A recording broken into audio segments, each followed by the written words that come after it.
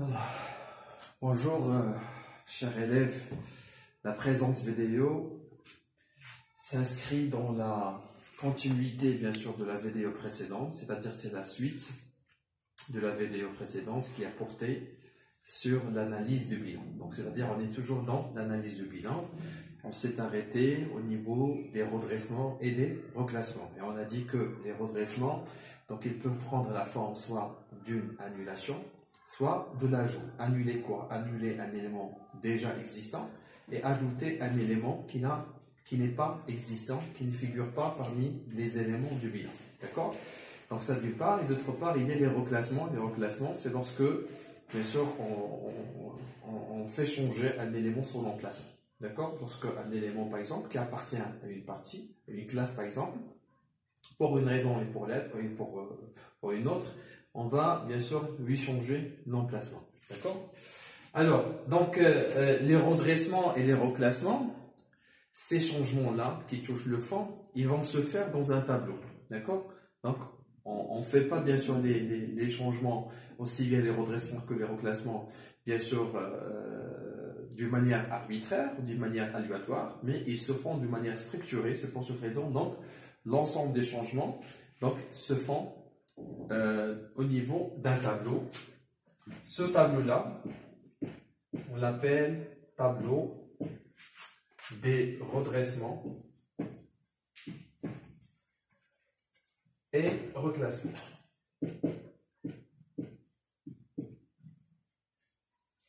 Alors le tableau, il se présente de la façon suivante.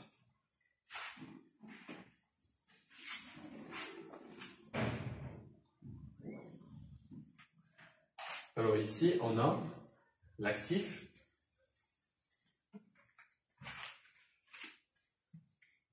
Ici, on met l'actif. Et pour l'autre côté, on met le passif. L'actif se subdivise en 4. Il est subdivisé en 4. D'accord? C'est-à-dire ici, on va trouver les éléments du bilan financier, les éléments de l'actif du bilan financier, à savoir les valeurs immobilisées, les valeurs d'exploitation, les valeurs réalisables et les valeurs disponibles. D'accord? Pour ce qui est maintenant du passif, donc il est divisé en 3. D'accord? Nous avons les capitaux propres, les dettes à long et moyen terme, et enfin les dettes à court terme. Donc je rappelle les éléments qui composent chacun de ces éléments, les éléments du bilan financier. Les valeurs immobilisées, ils comprennent les éléments de l'actif immobilisé. Les valeurs d'exploitation, ils comprennent uniquement les stocks. Les valeurs réalisables, ils comprennent les créances clients, qui soient matérialisées ou non par des effets de commerce. D'accord? Et les titres et valeurs de placement.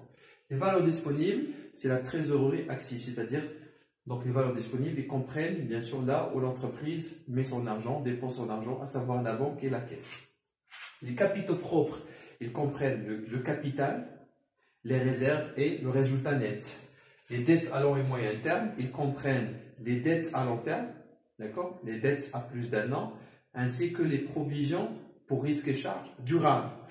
Pour les dettes à court terme, donc c'est le passif circulant ainsi que la trésorerie passive, c'est-à-dire y compris les provisions pour risques et charges non durables, c'est-à-dire momentanées. D'accord? Très bien.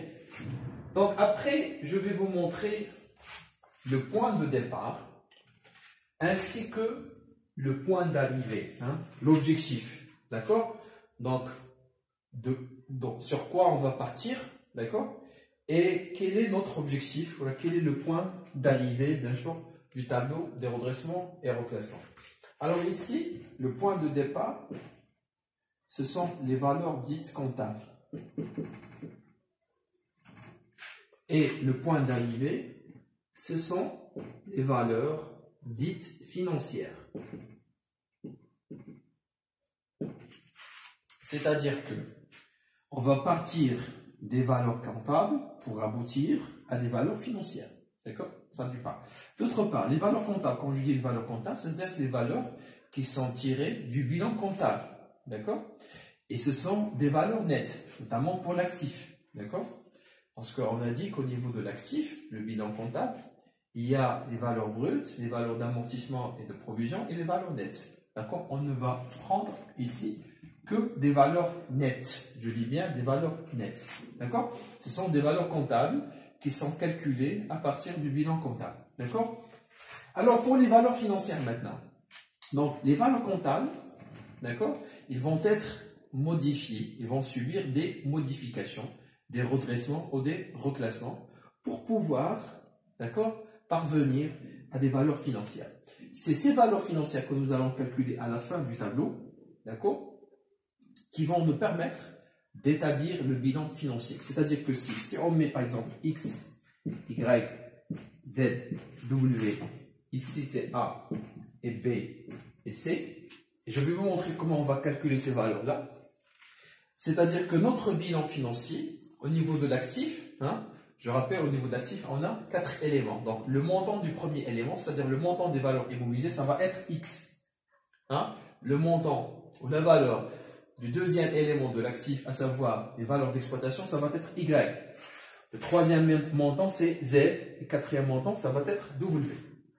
D'accord? Pour ce qui est maintenant du passif, on a 3 éléments. On a les capitaux propres, les dettes à long et moyen terme et les dettes à court terme. D'accord? Donc, le montant des capitaux propres, ça va être A. Le montant des dettes à long et moyen terme, ça va être B. Et le montant des dettes à court terme, ça va être C. D'accord? C'est-à-dire, ici, il ne faut pas confondre X, par exemple, avec X'. X', c'est la valeur comptable des valeurs immobilisées. Et X, ça va être la valeur financière des valeurs immobilisées. D'accord?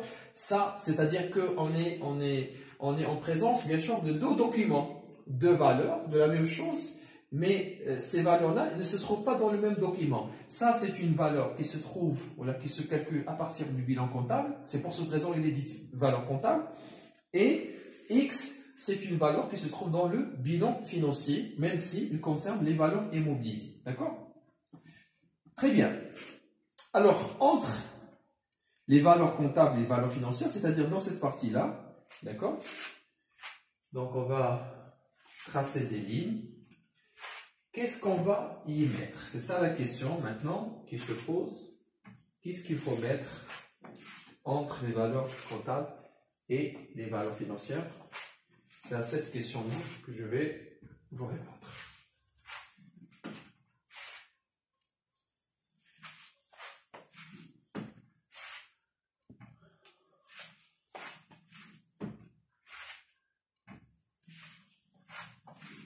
Très bien. Alors, entre valeurs comptables et valeurs financières, il y a des redressements et des reclassements. D'accord? C'est-à-dire ici, je vais vous présenter maintenant les principaux redressements et reclassements. Bien sûr. Alors, donc le premier changement, ou bien le premier redressement par lequel je vais commencer, c'est ce qu'on appelle l'actif fictif. D'accord? Qu'est-ce que l'actif fictif? L'actif fictif est tout simplement l'immobilisation en non-valeur. D'accord? Quand on parle des immobilisations, pour information, donc ils font partie de l'actif immobilisé ou bien des valeurs immobilisées. Il y en a 4. Il y a premièrement les immobilisations non-valeur, les immobilisations corporelles, financières. Donc la première catégorie des immobilisations peut être appelé dans le jargon financier, dans le jargon de l'analyse financière, actif fictif. C'est juste, on a changé de dénomination, d'appellation. D'accord? En comptabilité, donc on l'appelle immobilisation non valeur, et dans le domaine de la finance d'entreprise, on l'appelle actif fictif. D'accord? Rappelez-vous, comment peut-on reconnaître, bien sûr, dans le bilan comptable, les immobilisations non valeur? Donc, souvent, ils commencent par frais. Frais de publicité, frais préalables au démarrage, frais d'augmentation de capital, frais de constitution, etc., etc. Très bien. Donc, après avoir explicité la notion de l'actif fictif, maintenant, qu'est-ce qu'il faut faire? D'accord? Est-ce qu'il faut l'éliminer? Est-ce qu'il faut le reclasser? Est-ce qu'il faut l'ajouter? Etc., etc. Donc, l'actif fictif, il faut l'éliminer, l'annuler carrément du bilan comptable. D'accord? Pour cela, qu'est-ce qu'il faut éliminer? Il faut éliminer la valeur nette de l'actif fictif. D'accord? La valeur, où est-ce qu'on la trouve? C'est dans le bilan comptable. D'accord? C'est-à-dire, il faut chercher dans le bilan comptable, vous allez trouver la valeur nette. Pas la valeur brute, mais c'est la valeur nette. Parce que ça, c'est un actif qui est amortissable. On ne va pas prendre ni la valeur brute, ni la valeur de l'amortissement. Mais c'est la différence entre les deux, à savoir la valeur nette. C'est la troisième valeur qu'on trouve, bien sûr, au niveau de l'actif du bilan. Alors, supposons maintenant que la valeur de l'actif fictif est égale à 1000. D'accord? C'est-à-dire que ici, qu'est-ce qu'on doit faire? On doit retrancher, c'est-à-dire éliminer 1000 des valeurs immobilisées. Pourquoi des valeurs immobilisées? Parce que l'actif fictif en fait partie. Il est là, il appartient à des valeurs immobilisées. Et pour garder l'équilibre entre actif et passif, parce que le bilan doit toujours être en situation d'équilibre, on va retrancher le même montant des capitaux propres. Maintenant, la question qui se pose, on a retranché 1000 de quoi exactement? On a retranché 1000, d'accord, de la valeur, du total des valeurs immobilisées.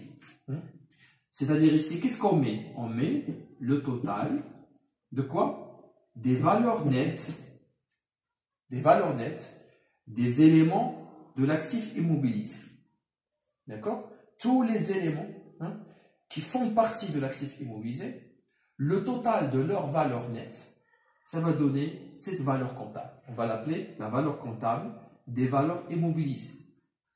Et par voie de conséquence, c'est comme si on va retrancher 1000 de cette valeur-là. D'accord? Parce que 1000, il est déjà ici. Il est dedans.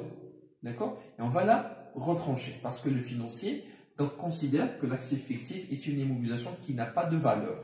Et puisqu'il n'a pas de valeur, donc il ne doit pas figurer sur le bilan. C'est pour cette raison qu'on va l'éliminer totalement du bilan comptable. C'est-à-dire que dans le bilan comptable, on peut trouver cette valeur-là, après l'avoir éliminée, donc dans le bilan financier, on ne la trouve plus. Donc, voilà. Alors, je vais continuer au niveau des valeurs comptables, après, bien sûr, d'enchaîner avec les autres redressements et reclassements. Alors, ici, les valeurs d'exploitation, on indique que ce sont les stocks. Donc, ici, qu'est-ce que je vais faire? Je vais faire total, toujours total des valeurs nettes, mais des stocks uniquement. Le total des valeurs nettes des stocks. Ici, c'est le total des valeurs nettes des éléments de l'actif immobilisé. Ici, c'est toujours le total des valeurs nettes des éléments qui comprennent bien sûr les valeurs réalisables comme les créances avec ou sans effet de commerce et les titres et valeurs de placement. C'est le total des valeurs nettes des créances et des titres et valeurs de placement. Et ici, c'est quoi? C'est le total des valeurs nettes des éléments de la trésorerie active, à savoir la banque et la caisse. La valeur nette de la banque, à laquelle il faut ajouter la valeur nette de la caisse, ça donne ce qu'on appelle les valeurs comptables des valeurs disponibles. Alors ici, il n'y a ni net, ni brut, donc il n'y a qu'un seul montant. Donc c'est ce montant-là. Alors ici, c'est le total des valeurs du capital, c'est toujours le total. Le total des valeurs, des montants qui sont bien sûr dans le passif, de quoi? Du capital, des réserves et résultats nets. Ce sont les principaux éléments, bien sûr, qui composent les capitaux propres. Ici, je mets le total des dettes à long terme, c'est-à-dire les dettes à plus d'un an, et les provisions pour risques et charges durables. D'accord? Ce qui reste maintenant du passif, ça va représenter les dettes à court terme. Donc c'est le total du passif circulant hors trésorerie et de la trésorerie passive. D'accord? Très bien. Donc, notre premier redressement, ça concerne l'actif fictif. Qu'est-ce qu'il faut faire quand on a un actif fictif dans le bilan comptable? Il faut l'éliminer, il faut l'exclure, il faut le faire sortir du bilan. Pour le faire sortir, il suffit de retrancher sa valeur nette, des valeurs immobilisées et des capitaux propres. Pourquoi on a retranché sa valeur nette des valeurs comptables? Pour pouvoir, bien sûr, garder ou préserver l'équilibre entre l'actif et le passif. D'accord? C'est-à-dire que le bilan, même après avoir introduit ces changements, même après avoir effectué ces changements, il faut qu'il reste en équilibre. C'est-à-dire il faut qu'on ait toujours égalité entre l'actif et le passif. Alors, deuxièmement, ça va être un changement qui concerne les plus-values et les moins-values. D'accord? Les plus-values et les moins-values. D'accord? Ce sont deux changements différents. Alors, maintenant, quand je dis, qu'est-ce qu'on entend par plus-value, moins-value? Donc, plus-value, c'est un gain, c'est un bénéfice qui n'est pas encore réalisé. D'accord? Et la moins-value, c'est une perte qui n'est pas encore réalisée. Donc, ce sont des pertes ou des gains qui sont probables, non? Qui ne sont pas encore réalisés. Donc, ils sont latents, ils sont potentiels. D'accord? Comment peut-on savoir, comment peut-on savoir si on a une plus-value ou moins-value à prendre en considération au niveau du tableau de redressement? Alors, comment peut-on savoir s'il y a une plus-value ou moins-value à calculer? Alors, lorsque on a un élément de l'actif, pour un élément de l'actif, l'actif c'est un ensemble d'éléments, si pour un de ces éléments-là, on a deux valeurs. Par exemple, pour le matériel de transport, on a deux valeurs. Lorsqu'on a deux valeurs, il faut les comparer pour savoir est-ce qu'il y aura une plus-value, une moins-value. D'accord? Alors, ces valeurs-là, ces deux valeurs, donc on a dit, lorsqu'on a pour un élément de l'actif, deux valeurs. Donc, la valeur 1, c'est ce qu'on appelle la valeur comptable. Bien, c'est la valeur nette. C'est la valeur nette. Vous avez déjà entendu parler de la valeur nette. C'est celle qu'on trouve, bien sûr, dans l'actif. C'est la dernière valeur. Très bien. Donc, ça se trouve au niveau du bilan. D'accord? Et la valeur numéro 2, c'est ce qu'on appelle la valeur actuelle. Et ça, c'est une donnée d'exercice. D'accord? Donc, on la trouve au niveau des informations complémentaires. D'accord? Informations complémentaires. Les informations complémentaires. Alors, lorsqu'on a pour le même élément une valeur comptable, une valeur actuelle, cela signifie qu'on est en mesure, on est capable de calculer soit une plus-value, soit une moins-value. Pour savoir si on a une moins-value, qu'est-ce qu'on fait? On fait la valeur comptable, la première valeur, moins la deuxième valeur, la valeur actuelle. Si la différence est positive, il s'agit d'une plus-value. Si la différence est négative, il s'agit d'une moins-value. D'accord? Après avoir calculé la moins-value, bien la plus-value, donc il faut introduire ce changement-là, d'accord, au niveau du bilan comptable pour pouvoir passer à un bilan financier. Alors, pour ce qui est maintenant plus-value, la plus-value, maintenant on l'a calculé. Alors, la plus-value, il s'agit d'un redressement, d'accord? Ça s'ajoute et la moins-value, ça se retranche. La plus-value, ça s'ajoute toujours et la moins-value, ça se retranche toujours. Reste à préciser, ça s'ajoute où et ça se retranche de quoi? D'accord? Alors, plus-value, maintenant, ça s'ajoute. Alors, quand je dis plus-value sur quoi exactement? Plus-value, je vais reprendre l'exemple, plus-value sur matériel de transport. Alors, matériel de transport, il est où? Il se situe où ici, au niveau de l'actif? Est-ce qu'il est dans les valeurs immobilisées, dans les valeurs d'exploitation, dans les valeurs réalisables? Voilà, c'est dans les valeurs immobilisées. Donc, si l'élément pour lequel on a calculé une plus-value, il est dans les valeurs immobilisées, la plus-value doit être ajoutée au niveau des valeurs immobilisées. S'il se trouve, par exemple, au niveau des valeurs d'exploitation, donc la plus-value doit être ajoutée au niveau des valeurs d'exploitation. S'il fait partie des valeurs réalisables, la plus-value doit être ajoutée aux valeurs réalisables. C'est-à-dire que la plus-value doit être ajoutée là où l'élément concerné appartient. Alors, on va supposer qu'il s'agit d'un terrain. d'accord, d'un terrain ou d'un matériel de transport. Supposons que la plus-value est égale à 5000. Alors je vais mettre ici 5000, plus-value sur transport. Et pour l'équilibre, pour assurer, pour préserver l'équilibre, je fais comme ça, plus 5000. Si maintenant la plus-value ne concerne pas un actif immobilisé, ne concerne par exemple concerne un stock, alors le stock, plus-value sur le stock, c'est-à-dire quand je dois ajouter ici 5000 et ici 5000.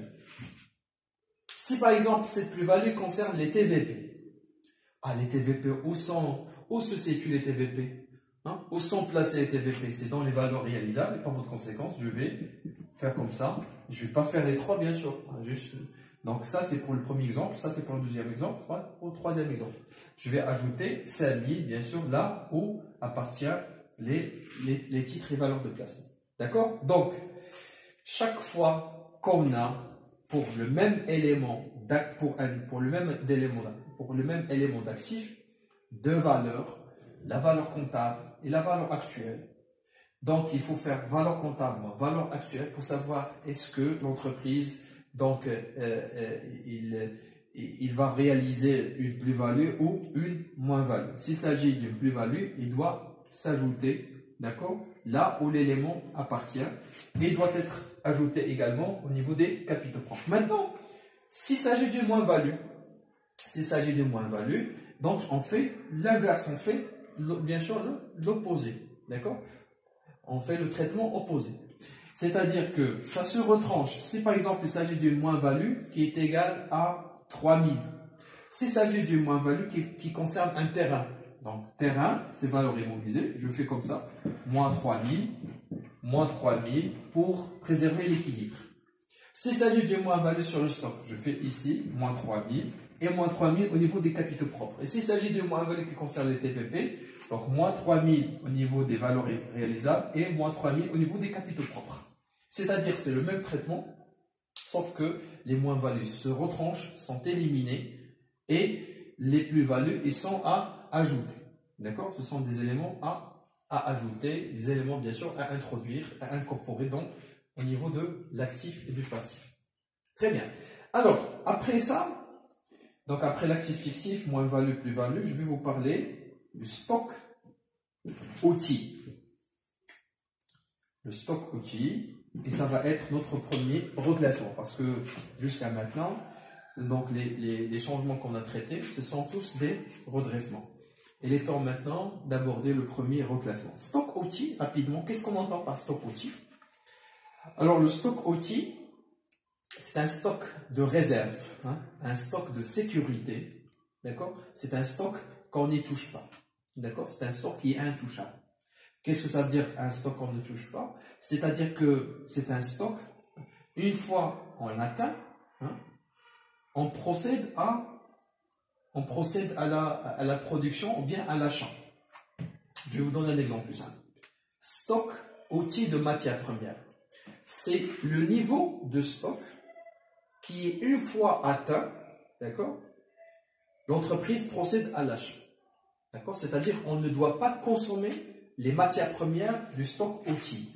Pourquoi? Parce qu'il sert d'un stock de sécurité. Un stock. Et par votre conséquent, un stock de sécurité, c'est un stock qui est permanent, un stock qui est durable. Et c'est pour cette raison, donc, il doit être reclassé.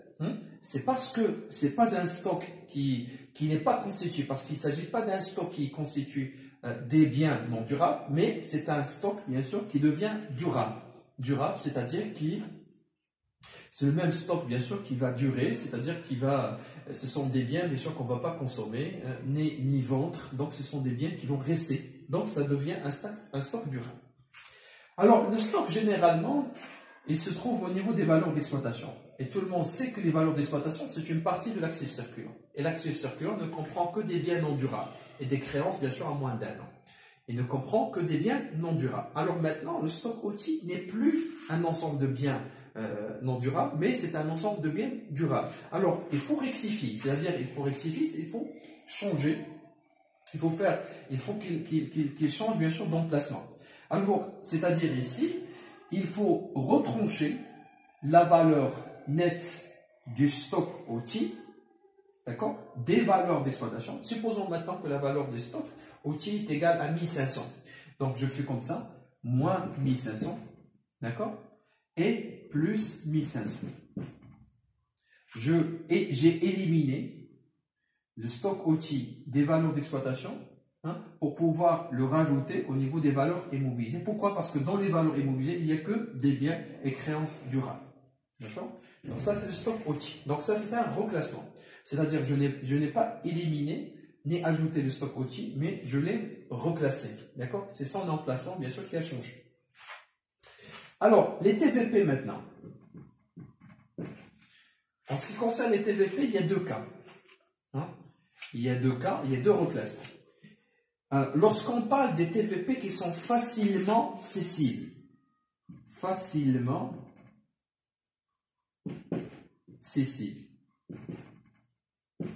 lorsque les TVP sont facilement cessibles, ils doivent être reclassés.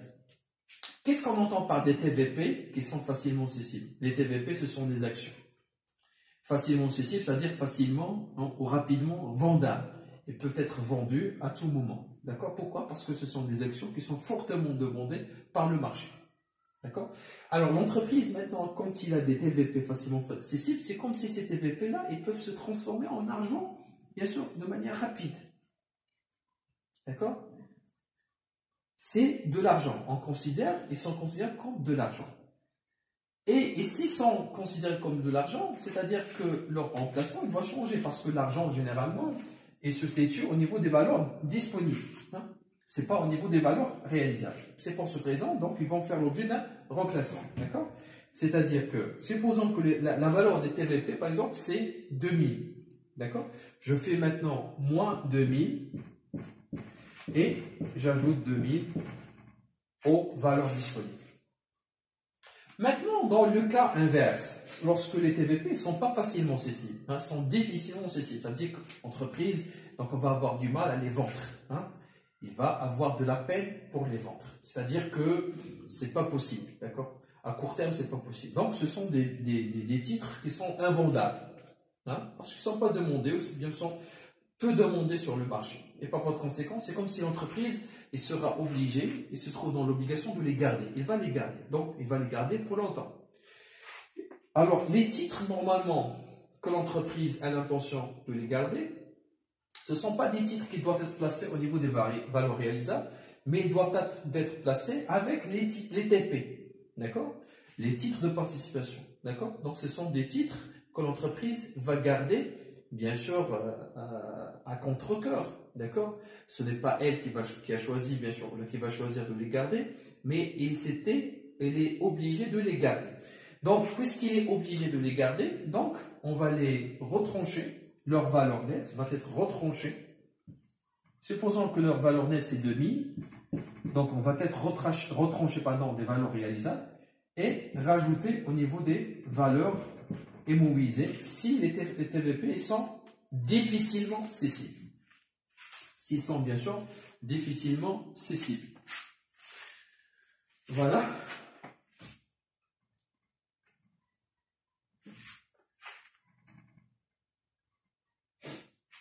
Alors, après, il y a un reclassement qui concerne les dividendes. Les dividendes. Alors, qu'est-ce qu'un dividende? Le dividende, c'est la partie du bénéfice qui est destinée aux actionnaires, que nous allons verser, que l'entreprise va verser aux actionnaires. Alors, les dividendes, c'est une partie du résultat net. Bien sûr, le résultat net, il est bénéficiaire, il est positif.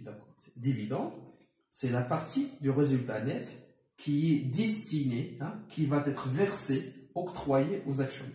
Donc, c'est-à-dire, où est-ce qu'on trouve les dividendes? C'est au niveau des capitaux propres. C'est ici, au niveau du résultat net. Très bien. Mais puisque ces dividendes-là, ce sont des sommes d'argent qu'il faut payer aux actionnaires, ça devient une dette à court terme. Une dette dont l'entreprise doit se débarrasser à court terme. Donc, ils ne sont plus des capitaux propres. Maintenant, on est en présence, bien sûr, on est en présence d'une dette à court terme, c'est-à-dire une dette envers les actionnaires de l'entreprise, envers les propriétaires de l'entreprise. Donc, c'est pour cette raison le dividende n'est plus un élément des capitaux propres, mais c'est un élément des capitaux des dettes à court terme, il doit être reclassé. C'est pour cette raison, il faut qu'il soit reclassé, parce qu'il ne constitue plus un élément des capitaux propres, mais plutôt un élément des dettes à court terme. Donc, et par conséquent, si par exemple la valeur des dividendes est égale par exemple à 500, je fais comme ça, moins 500, plus 500. D'accord? Alors, maintenant, en ce qui concerne les créances immobilisées,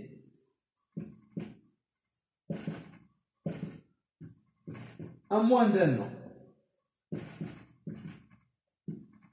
Alors, quand je dis créances immobilisées, ce sont des créances à long terme. Hein, ils sont placés au niveau des valeurs immobilisées. Mais lorsque une créance immobilisée devient à moins d'un an, c'est-à-dire lorsque une créance à la base était plus d'un an, mais au fil du temps, elle est devenue à moins d'un an. D'accord? Dans ce cas-là, qu'est-ce qu'il faut faire? Donc, il faut la reclasser. Il faut reclasser cette créance. Donc, c'est une créance qui, à l'origine, à la base, au début, était plus d'un an. C'est pour cette raison, au départ, on l'a comptabilisée dans les valeurs immobilisées. C'était une créance immobilisée, une créance à long terme.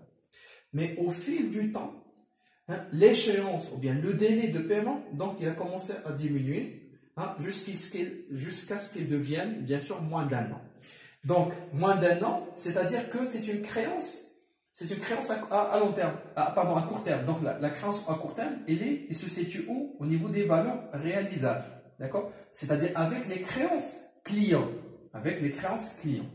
Donc, c'est pour cette raison. Donc, si par exemple, son montant, sa valeur, c'est 800, donc je fais moins 800 plus 800. Moins 800 plus 800, il s'agit d'un reclassement.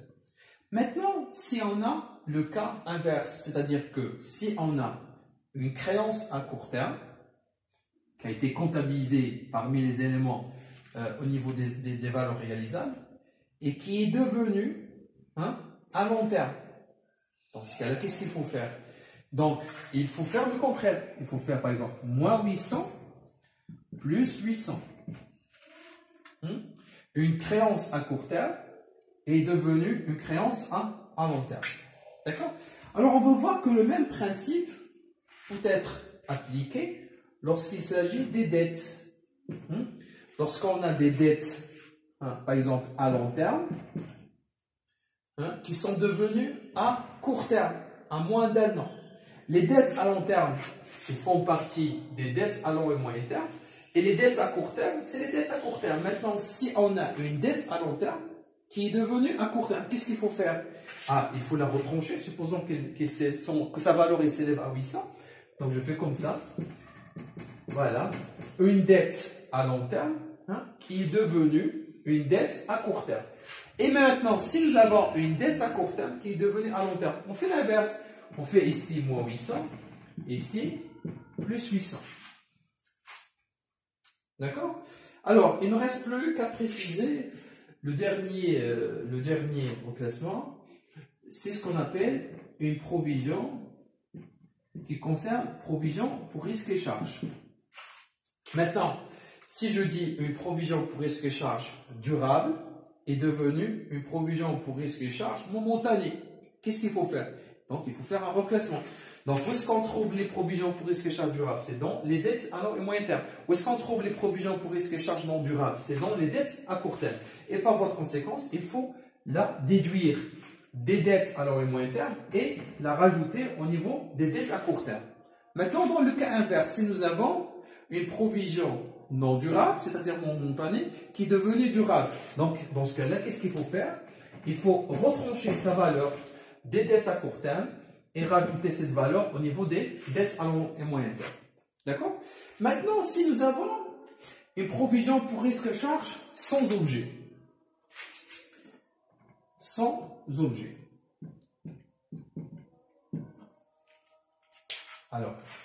Alors quand je dis sans objet, c'est-à-dire que c'est une provision bien sûr, qui est devenu inutile. Parce que généralement, quand je dis provision pour risque et charge, donc c'est une provision qui sert à faire face, bien sûr, à un risque qui va avoir lieu dans le futur. S'il n'y a aucun risque, la provision qui est déjà comptabilisée, il devient sans objet. C'est-à-dire il devient sans aucun intérêt, sans aucune utilité, inutile. Donc il doit être éliminé. Alors comment peut-on éliminer la provision pour risque et charge sans objet du bilan comptable? D'accord? Alors tout d'abord, pour savoir comment peut-on l'éliminer, il faut voir est-ce qu'il est durable ou non durable. Parce que s'il est durable, regardez bien, s'il est durable, c'est-à-dire que sa valeur, il doit être retranché des dettes à long et au moyen terme. Alors je pense que je vais donner un exemple. La valeur, je vais supposer que la valeur de la provision pour risque et charge durable, je dis bien durable, il s'élève par exemple à 10 000. Donc je fais maintenant, c'est 10 000. Donc, puisqu'il est durable, je fais moins 10 000 ici. Si c'était non durable, j'aurais fait par exemple moins 10 000 ici. D'accord? Tout dépend bien sûr de la nature de la provision pour risque et charge. Donc ça, c'est d'une part. Alors, puisqu'on parle de reclassement, c'est-à-dire qu'on doit retrancher 1000